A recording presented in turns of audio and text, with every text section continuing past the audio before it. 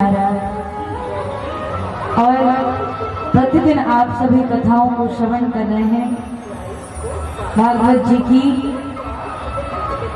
प्रतिदिन आप सभी श्रवण कर रहे हैं श्री सुखदेव जी राजा परीक्षित जी को श्रवण करा रहे हैं। अभी तक श्री सुखदेव जी राजा परीक्षित जी को कथा सुनाते समय श्री राधा रानी का नाम नहीं ले रहे हैं। अभी तक श्री राधे को श्री सुखदेव जी बड़ी गोपी कह रहे हैं। भागवत जी में श्री सुखदेव जी श्री राधा का नाम नहीं लेते हैं। क्यों? आप सभी को पता है श्री राधा श्री सुखदेव जी की गुरु हैं। श्री सुखदेव राधा रानी को गुरु मानते हैं और यह भी मत है कि गुरुदेव का नाम नहीं लिया जाता।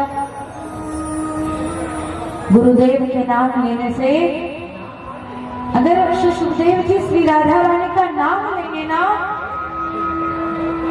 तो श्री सुखदेव जी की समाधि लग जाएगी और समाधि लग जाएगी तो सुनाएगा फिर कौन? तो अभी तक आप सबों ने कल श्रवण किया। कल क्या सुना? भगवान की लीलाएं। कल केवल नंदोत्सव मनाया गया। केवल भगवान किस प्रकार से लीला करते हैं। तो कल एक ही कथा हुई भगवान की लीला की कथा। आज श्री राधे आ रहे हैं प्रभु के साथ लीला करने के लिए। आइए चित्रसार सर्वस्व सिंधु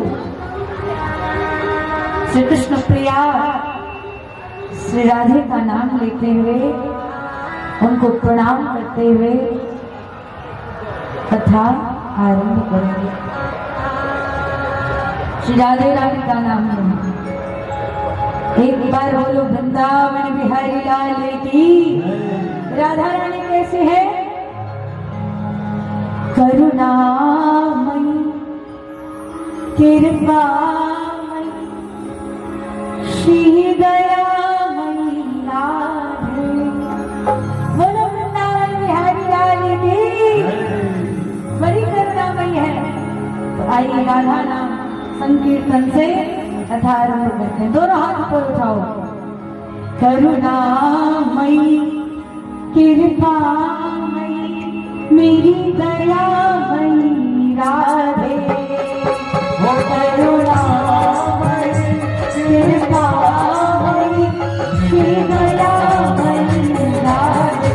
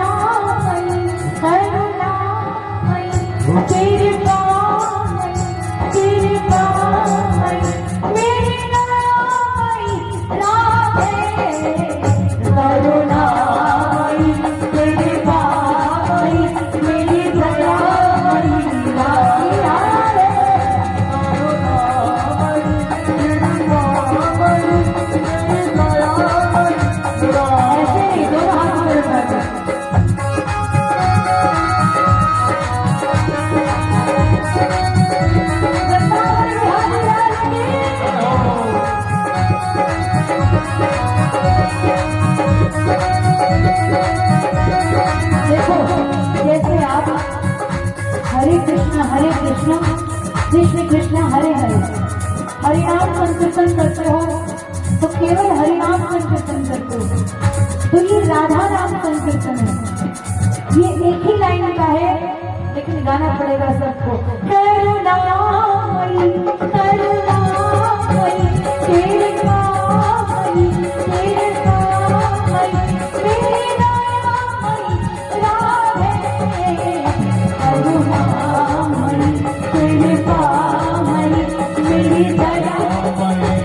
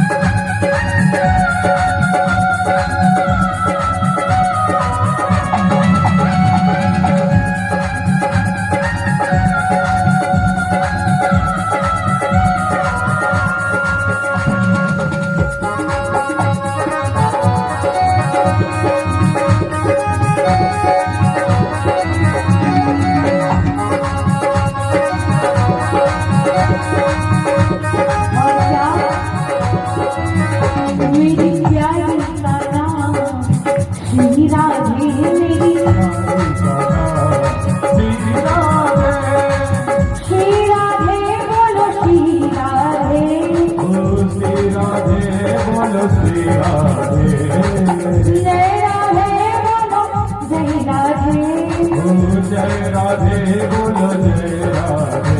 करुणामयी तेरे कामयी मेरी दया।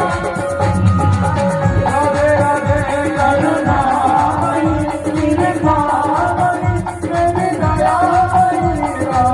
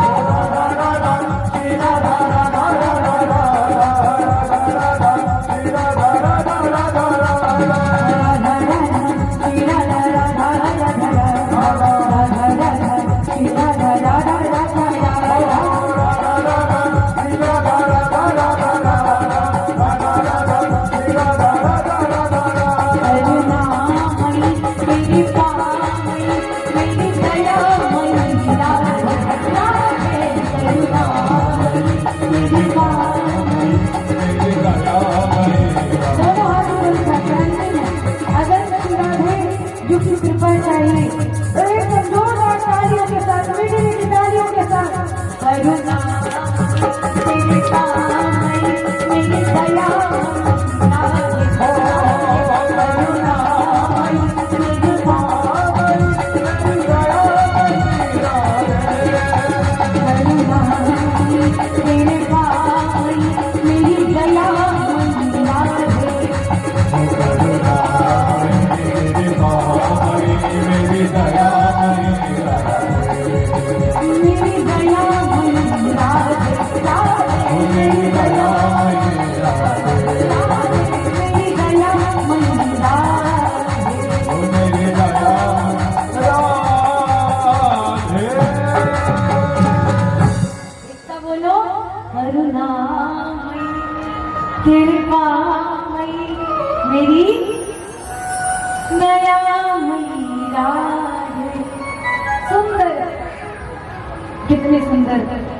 राधे होंगी जिन स्वामी जिनके साथ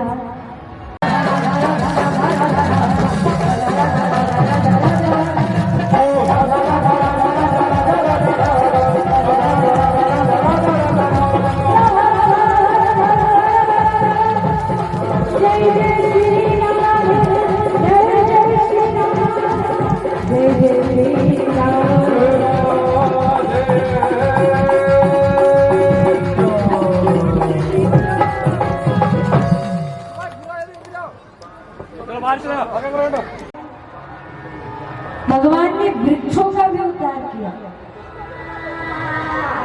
राक्षसों की तो बात छोड़ दो, कहा कैसे? नंद बाबा के द्वार में वृक्ष है, यमलार्जुन, आपने सुना होगा ना। उखल बंधन की लीला बताई कि जब सारी गोपियां मैया यशोदा के पास आकर उनको उलाहने देने लग गई, तेरो लाला माखन चुराता है। विशेषकर एक गोपी थी, नाम था प्रभावती। प्रभावती मैया यशोदा के पास आती और प्रभावती ने कहा, तेरो लाला ने बड़ो नुकसान कर दियो। अरे तेरो घर दूध है, गाय है, हम गरीब ब्रजवासी, हम तो गरीब हैं।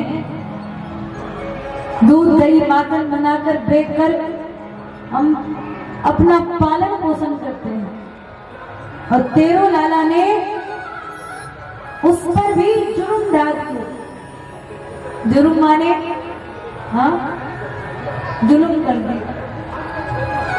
बाहर से माँ यशोदा वो कह रही हैं, तो मैया को अच्छा नहीं लगा, मैया को बहुत बुरा लगा। देख रही हूँ, गिन रही हूँ। एक दिन लाला के ऊपर क्रोधित होकर मैया यशोदा कहती, आ तो को मैं उखल में बांध दूंगी, तू बंधा रहेगा ना तो आगे ना जा पाएगा, आगे नहीं जाएगा तो चोरी ना कर पाएगा, चोरी ना करेगा तो लोग बुलाने नहीं देंगे। बांध दिया। ध्यान से सुनना, अब बांध तो दिया, लेकिन जिस रस्सी से यशोदा मैया कृष्ण को बांध रही हैं, भगवान आगे चले गए। उकल ले रस्सी बढ़ते गई, हाँ रस्सी बढ़ते गई और कृष्ण आगे गए, और यमलार्जुन वृक्ष को स्पर्श करके जैसे ही यमलार्जुन वृक्ष के नीचे से निकलते हैं, उस वृक्ष से दो दिव्य पुरुष प्रकट हो गए। दो दिव्य पुरुष, बोलिए नंद गोपाल भगवान की, नंद की लाल की। हे प्रभु, हम धन्य हो गए, आपकी कृपा से हम कई वर्षों से यहाँ खड़े थे, आपने हमें तार दिया। कहा क्यों? तुम दोनों वृक्ष, तुम दोनों हो कौन? वह अपने पूर्व जन्म की कथा बताते हैं। यमलार्जुन कौन थे पूर्व जन्म में? यमलार्जुन कहते हैं, प्रभु हम पूर्व जन्म में कुबेर के बेटे थे, कुबेर के पुत्र नल कुबर और मणिग्रीव। कुबेर के लाडले होने के कारण हमें धन का बड़ा अभिमान था। हाँ, जिसके पिता के पास बहुत धन है तो बेटे को बड़ा अभिमान आ जाता है, जैसे सारा धन मैंने ही तो कमाया है। पुत्र सुपुत्र तो फिर क्यों धन संचय, और पुत्र कुपुत्र तो फिर क्यों धन संचय। हर पिता का कर्तव्य होना चाहिए कि अपने बेटे के लिए धन संचय करे, लेकिन केवल धन ना दे, धर्म के मार्ग में भी ले जाने का प्रयास करे। अगर बेटे को धन ना दोगे अपने लाल को तो चलेगा, 2 मिनट के लिए। अगर उसका भाग्य में होगा तो वो धन कमा लेगा, लेकिन यदि अपने बेटे को संस्कार ना दिया, यदि अपने पुत्र को धर्म उपदेश ना सिखाया, कृष्ण की सेवा ना सिखाई, तो फिर पुत्र कुपुत्र तो फिर क्यों धन समझे। लाख आपने धन कमाया है, करोड़ों की संपत्ति क्यों ना थी आपकी, वही नालायक बेटा मदिरा का पान करके, वैश्याओं के साथ संसर्ग करके, ताश की गड्डियां खेल के आपका करोड़ों कमाया हुआ धन बर्बाद कर दिया, भिखारी बना दे। यमलार्जुन कहते हैं, प्रभु हम अपने पिछले जन्म में कुबेर के पुत्र थे, नल कुबर और मणिग्रीव। हमें बड़ा अभिमान था हमारे पिता पर, हमारा कौन क्या बिगाड़ सकता था। अप्सराओं के साथ जल क्रीड़ा कर रहे थे, जल क्रीड़ा तो कर रहे हैं, उसी क्षण नारद जी का आगमन हुआ। ध्यान से सुनना, नारद जी को देख उनके साथ जो स्त्रियां जल क्रीड़ा कर रही थी ना, वह स्त्रियां तुरंत संत को देखकर वस्त्र पहन लेती, नग्न अवस्था में थी। उन्होंने तो तुरंत वस्त्र डाल लियो, लेकिन हमें घमंडता रही, ये तो सुनते ये क्या बिगाड़ पाए। हम धन के मद में आकर हमने नारद जी के सामने भी वस्त्र धारण नहीं किया। नारद जी ने देखा तो नारद को क्रोध आया था और नारद जी ने श्राप दिया था। क्या नारद जी ने श्राप दिया था, कुबेर के पुत्र हो तो क्या इतने धन में मद हो गए, मदमस्त हो गए, जब धन रूपी अहंकार व्यक्ति के जीवन में आ जाता है तो दरिद्रता रूपी काजल आंख में लगाना ही पड़ता है। धन का अहंकार, ओ भैया, हाँ भालो আছে, खूब भालो আছে, लाल लाल साड़ी और पीली पीली साड़ी वाली भैया, ब्लू साड़ी वाली भैया, आपके पास था लाल साड़ी ना था? हाँ हाँ, लाल साड़ी ना था? বুঝতে পারি না, আমি বলতে পারি না, धन्य नालावासी। तो धन रूपी अहंकार जब आपके जीवन में आता है तो भगवान को दरिद्रता रूपी काजल लपेट ही देना पड़ता है एकदम। नल कुबर और मणिग्रीव को श्राप दिया नारद जी ने, जाओ श्राप देता हूं, जिस धन के मद में मुझे देखकर भी तुमने वस्त्र नहीं धारण किया, एकदम खड़े रहो, वृक्ष बन जाओ। अब दोनों चरण में गिर गए, प्रभु क्षमा करिएगा, माफ कर दीजिए, गलती हो गई। नारद जी ने कहा, वचन तो वापस ले नहीं सकता, लेकिन इतना ये है कि संत का श्राप मिला है, भगवान के स्पर्श से तुम पुनः देव बन जाओ, लेकिन उसके लिए वर्षों की तपस्या, वर्षों तक खड़ा रहना पड़ेगा वृक्ष में। मुनि श्राप जो दीनी अति बल की, मैंने बताया था ना, परम आनंद हमें माना, देखो हरि लोचन हरि भवमोचन, यही लाभ शंकर जाना।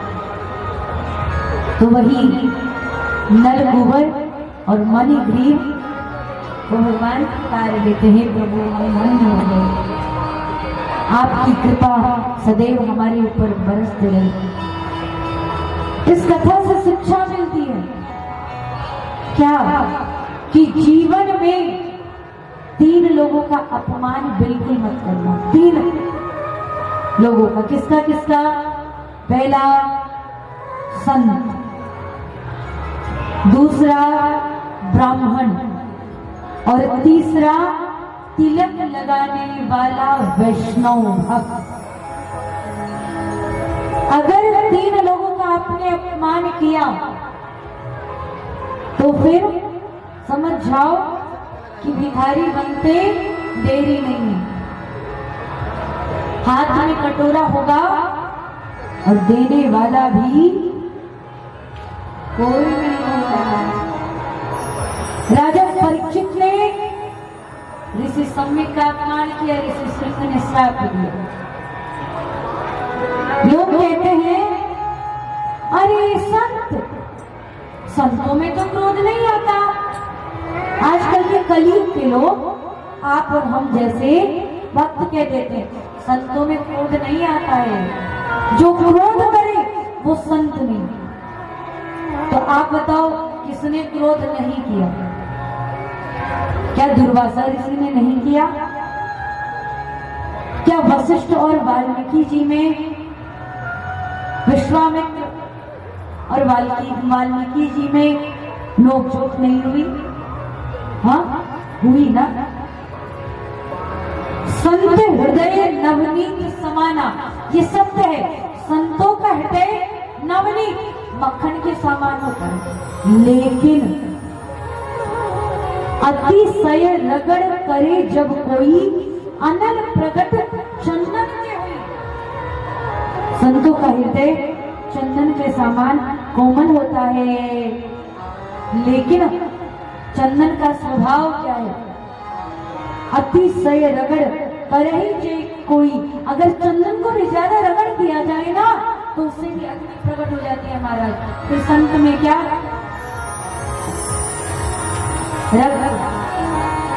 मजा सर देव में नहीं है ना।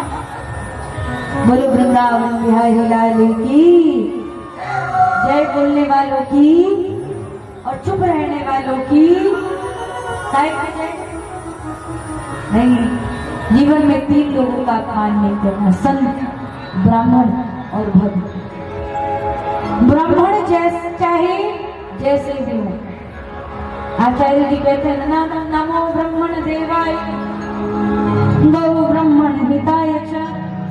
पहले ही कहते नमो ब्राह्मण देवाय, पहले ही ब्राह्मणों की पूजा। ब्राह्मण देवो भव। ब्राह्मण जैसा भी हो, ब्राह्मणों को खला सुना, ब्राह्मण के मुख में भगवान का वास होता है, इसलिए ब्राह्मण का अपमान नहीं। संत और तिलक लगाने वाले लोगों का अपमान नहीं। क्यों? क्योंकि आज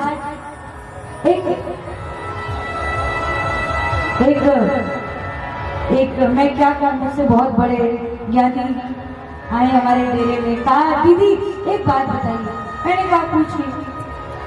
उन्होंने कहा दीदी इतना यज्ञ करने के बाद भी, ध्यान से सुनना, इतनी कथा का आयोजन करवाने के बाद भी लोग जाग नहीं रहे धर्म के प्रति। क्या कारण है? माने उन्होंने कहा कि दीदी इतना यज्ञ हो रहा है, इतना खर्चा हो रहा है, सब कुछ हो रहा है, एक नाला की बात नहीं है, यज्ञ पाथरचूर में भी हुआ था। हम ही आए थे, हम लोग भैया बैठे बोले राधे राधे। तिलाबाद में भी हुआ, सब तो यज्ञ क्षेत्रों में हो रहा है। लेकिन उन्होंने कहा कि दीदी वो भाव, जो भाव भक्तों के प्रति हो जाना चाहिए, राम के प्रति कैसा भाव, मर मिटने वाला भाव, ये नहीं दिख रहा है। लोगों के प्रति भाव नहीं है। ये क्यों? लोग जाग नहीं रहे कथा सुनने के बाद भी। क्यों?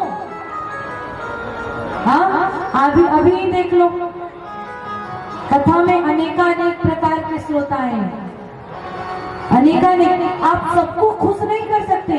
कोई चाहते हैं कि कथा हो, कोई चाहते हैं दीदी बांग्ला बोलते पारी ना, बांग्ला बोले तो आनंद आएगा। कोई चाहते हैं भजन ज्यादा हो जाता तो आनंद आएगा। कोई चाहते हैं दीदी बहुत कथा कह रही है बंद कर दे। तो क्या भक्त का भगवान के प्रति यही चाह होना चाहिए कि निपटारा? आप हम सभी निपटारा चाह रहे हैं। सत्य है, ये केवल हम निपटा रहे हैं, निपटना नहीं है। उन्होंने कहा दीदी वो भाव नहीं आ रहा आजकल के लोगों में। क्यों? क्योंकि मान लीजिए आप कह रही हैं तिलक लगाना वैष्णव का यही तो गहना है, चोर चोरी कर लेगा लेकिन कंठी माला और इस तिलक को तो नहीं चुरा सकता।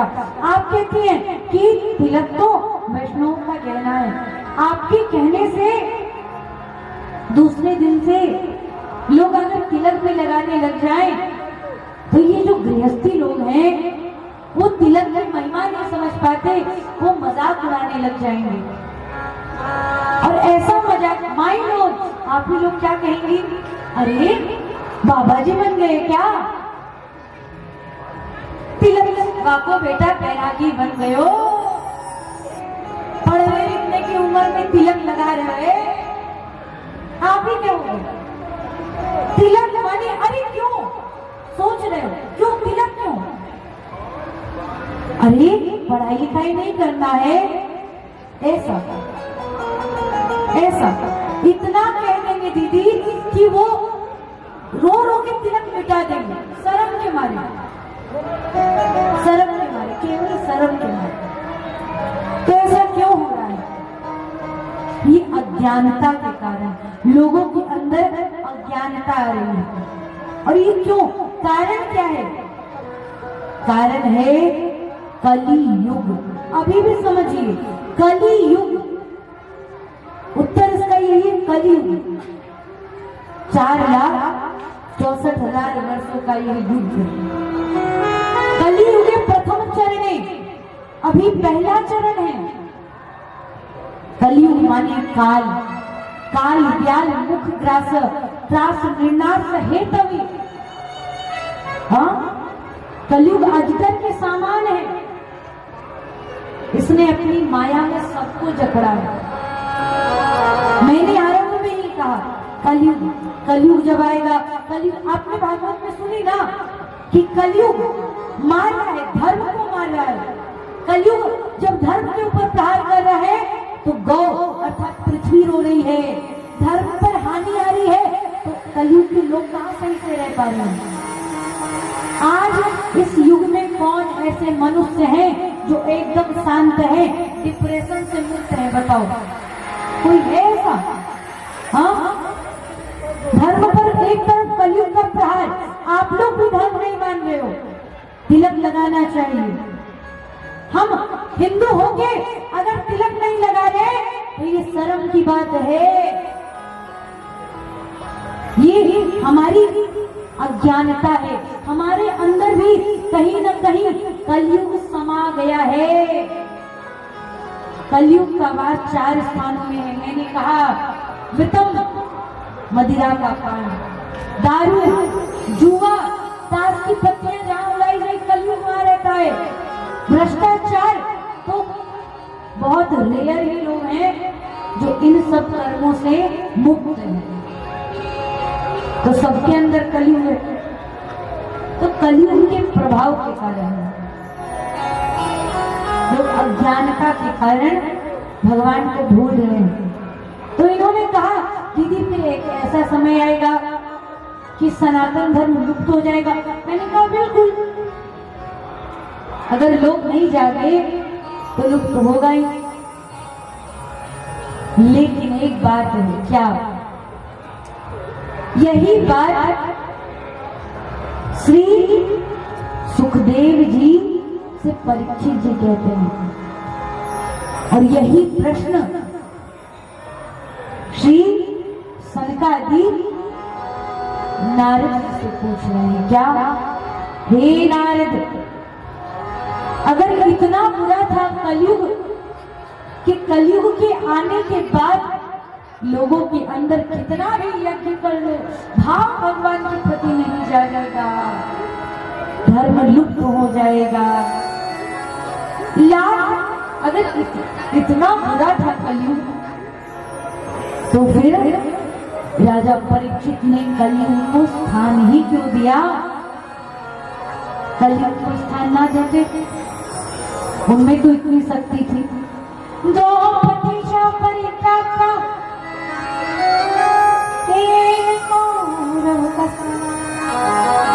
तो नारद जी ने श्री सौनक 88,000 ऋषियों के सामने कहा, देखो लाख बुरा है कलयुग।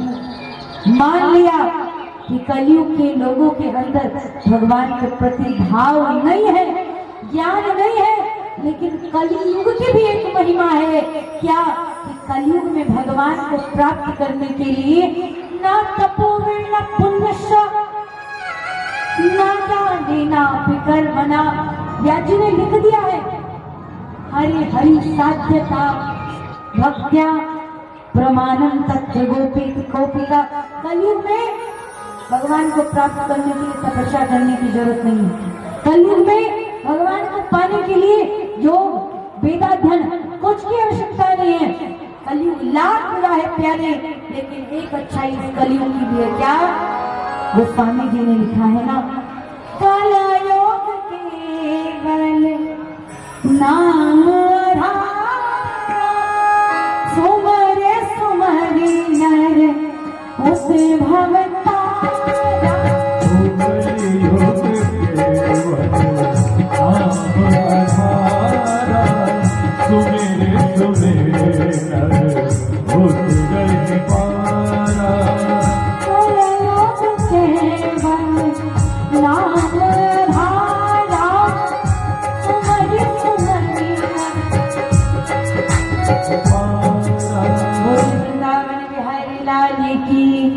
कलयुग की यही महिमा कि लोग बड़े से बड़े मूर्ख ही क्यों ना होंगे, लेकिन अगर भगवान का नाम जप करेंगे, हरे कृष्णा कृष्ण कृष्ण हरे हरे, हरे राम राम राम हरे हरे, तो भी भगवत प्राप्ति होगी और इनकी मुक्ति होगी। यही तो कलयुग की महिमा है। लेकिन धर्म को विलुप्त मत करिए। लोगों ने बहुत मेहनत करके आज मेहनत किया जा रहा है धर्म के प्रति, इस धर्म को जागृत रखने के लिए। अगर लोग ही नहीं जागृत रहेंगे भगवान के प्रति, तो फिर क्या फायदा हिंदू धर्म में जन्म लेके। अरे शर्म करो, भारत देश में रहकर एक बार उनके क्षेत्र से गुजरना, उनको टोपी लगाने और दाढ़ी बढ़ाने में तनिक शर्म नहीं आता।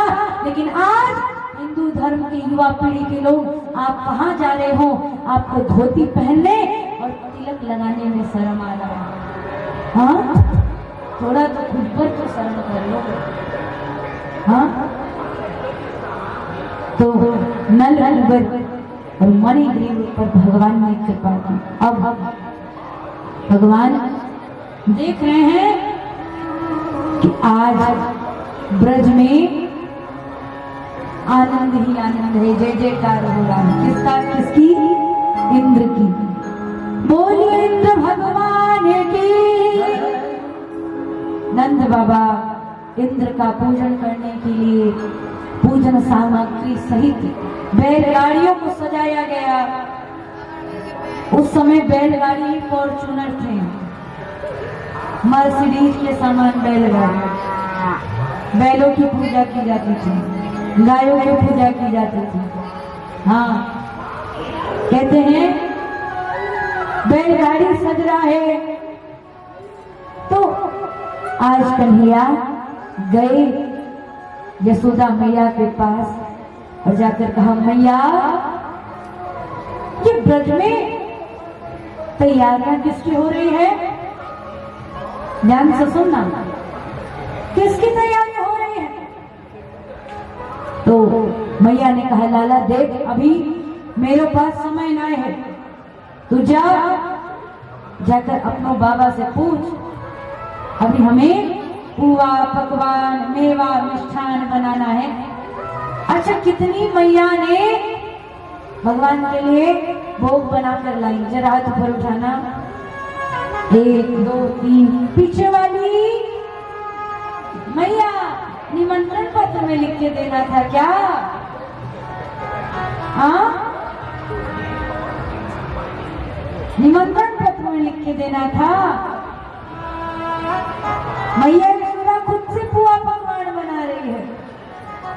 माई ने कहा, देख छोरा, अभी मेरे पास समय नहीं, तू जाकर अपने नंद बाबा से पूछ। अब भागे भागे गए बाबा नंद के पास। हाँ बाबा, बाबा ब्रज में किसकी पूजा हो रही है? बैलगाड़ी सज रहे हैं। तो बाबा ने कहा, लाला हम भगवान इंद्र की पूजा करेंगे। अब इंद्र की पूजा क्यों? कन्हैया नहीं चाहते कि इंद्र की पूजा हो, ध्यान से सुनना। कृष्ण नहीं चाहते कि इंद्र की पूजा हो। क्यों? बाबा ने कहा, लाला देख, भगवान इंद्र प्रसन्न होते हैं तो वर्षा करते हैं। क्या करते हैं मैया? इंद्र भगवान का क्या काम है? बोलो। बारिश करना। बारिश करते हैं तो फसल होता है। झारखंड में भी वही हाल है। अगर भगवान, मैं जब आ रही थी आरा से कथा करके, तो मैंने देखा जामताड़ा से जब मैं इधर देख रही हूँ, अरे भैया एकदम सूखा पड़ा है, न नहर दिख रहा है, न फसल दिख रही है। अभी यूपी और बिहार में जाओ, गंगा मैया के कारण खेत हरा भरा है। हाँ, तो इंद्र कृपा करते हैं तो वर्षा होती है, बारिश होती है, तो फसल अच्छा होता है। और फसल होता है तो मरून कलर की साड़ी वाली मैया, फसल अच्छा होता है। कहाँ बतिया रही हो? किसकी चुगली कर रही हैं? ननद ननद की। हिंदी पूछते पाई। बोलो वृंदावन बिहारी लाल की। फसल होती है तो इसलिए हम इंद्र की पूजा कर रहे हैं। अब भगवान नहीं चाहते कि इंद्र की पूजा हो। भगवान ने कहा, अच्छा किसने कहा कि इंद्र वर्षा करता है, उसके बारिश से हम फसल पाते हैं ना। देखिए बाबा, दाने दाने में लिखा है खाने वाले का नाम। भगवान की कृपा से हमें एक एक अन्न प्राप्त होता है। अगर आप भोजन कर रही हो ना मैया, तो ये मत समझना कि हमारे पतिदेव लाए हैं कमा के तब हम खा रहे हैं रोटी। अच्छा एक बात बताओ, रोटी खाने में मेहनत लगता है कि बनाने में? रोटी खाने में मेहनत लगता है कि पकाने में पसीना छूटता है? पकाने में। रोटी खाने से ज्यादा मेहनत मैया रोटी को पकाने में लगता है। इसीलिए पतिदेव से कह देना कि खा रहे हो चप चप चप चप करके, लेकिन बना हम रहे हैं, ठीक है ना?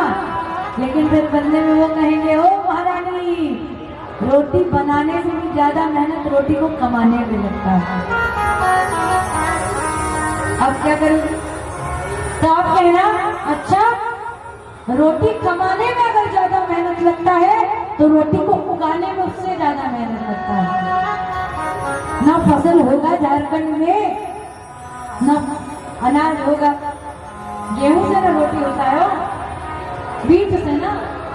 हाँ, आप भी कह देना कि कमाने से भी ज्यादा मेहनत उगाने वालों को लगता है, किसानों को। हाँ, तो सारा क्रेडिट जा रहा है उगाने वालों को।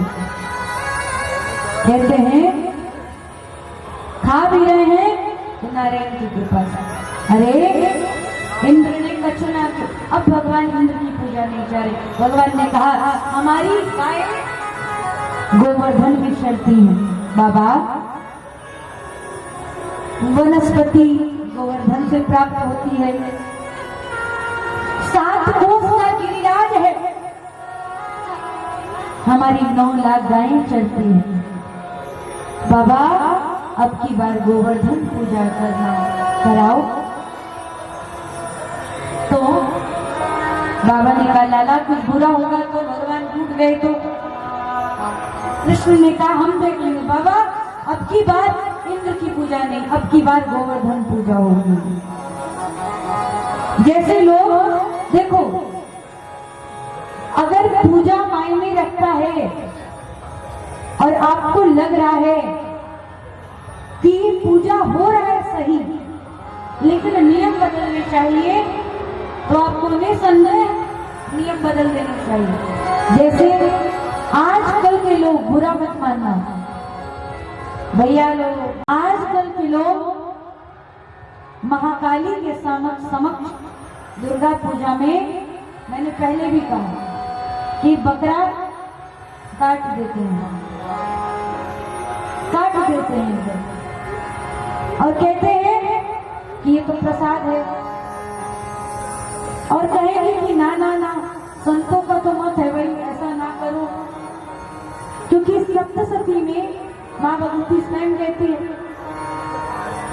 कि ब्राह्मणों के द्वारा किया गया बलि मैं स्वीकार नहीं करती, और आप लोग जबरन ब्राह्मण से संकल्प कराने चले जाते हो, हैं? बलि करते हो बकरा का, तो संकल्प किससे करवाते हो? विप्र से, जबरन। अब पंडित जी कितने भी शाकाहारी क्यों ना हो, उनको करना पड़ रहा है, क्योंकि आप करवा रहे हो, आपको आनंद आ रहा है। लेकिन सप्तशती में मार्कंडेय ऋषि के समक्ष मां भगवती कहती है कि ब्राह्मणों के द्वारा कराई गई बलि मैं स्वीकार नहीं करती, तो बकरा तो आप करते हो, फिर वो स्वीकार नहीं है, तो क्या कहोगे? पूर्वज करते आ रहे हैं, अगर ना किया तो कुछ गलत हो जाएगा, तो आप करो ना बलि, नियम बदल दो। क्या बकरा को काटने के अलावा संकल्प करा के उसे जंगल में छोड़ दो, वो ना हुआ, उसे मुक्त कर दो।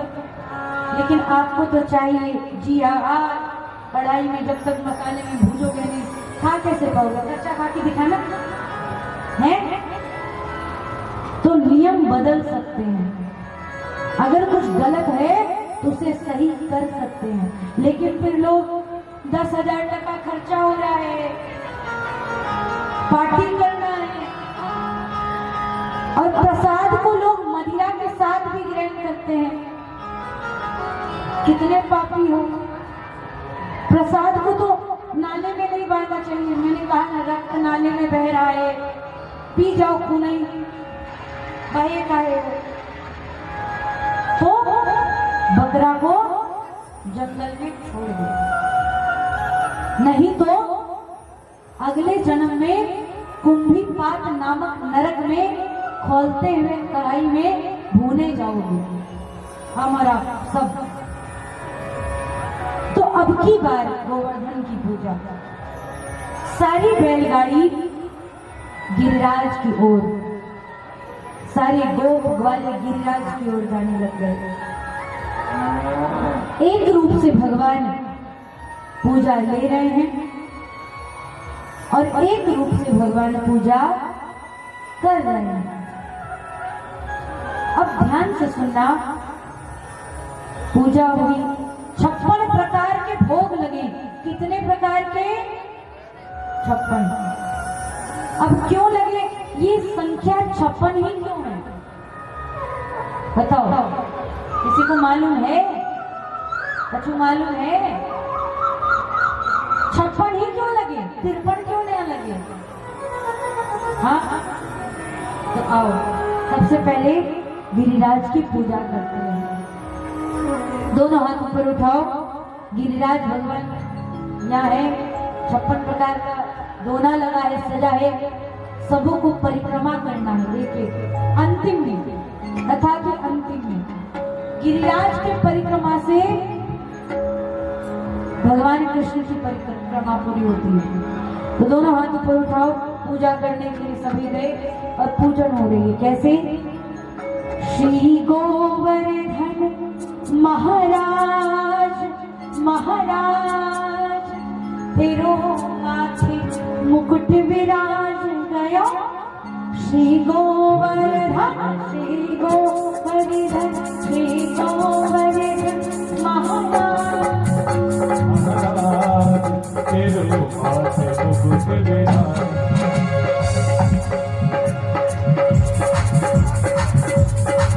दोनों हाथ ऊपर खोल नहीं तेरी गो गोवर्धन महाराज महाराज मुकुट विराज तेरी गोवर्धन महाराज महाराज तेरे माथे मुकुट विराजे बैठे बैठे भगवान की पूजा कर लो दोनों हाथ ऊपर उठाना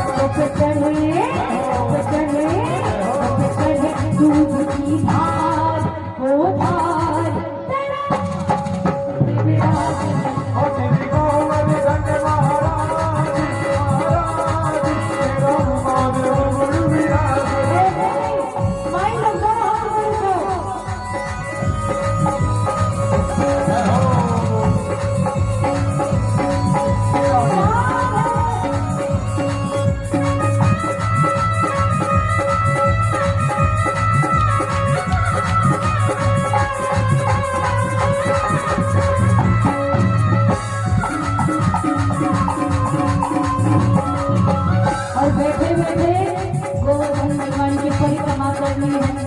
कैसे तेरी साथ को परिक्रमा